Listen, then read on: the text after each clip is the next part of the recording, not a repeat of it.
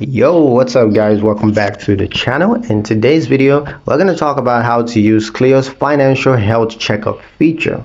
Are you wondering how healthy your money habits really are? Cleo's financial health checkup gives you a snapshot of where you stand and of course how to improve. Let's check it out. The first step is to tap the checkup or health option in the app. Now you can also type financial health checkup in the chatbot to start the process. Step 2. Let Cleo analyze your accounts.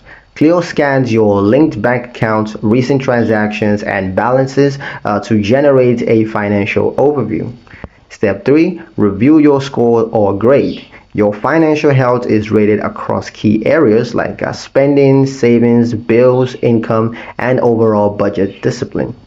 Step 4. Get tailored insights. Now you're going to receive a breakdown of what you're doing well and where improvements is needed, like reducing spendings or building emergency savings. Step 5. Use the suggestions to adjust your habits. Cleo gives you small doable goals to help improve your score, like saving $20 a week or tracking spending categories more closely. A financial checkup isn't just for grown-ups in suits. With Cleo, you get honest, helpful feedback that empowers you to take control. No jargons, no lectures.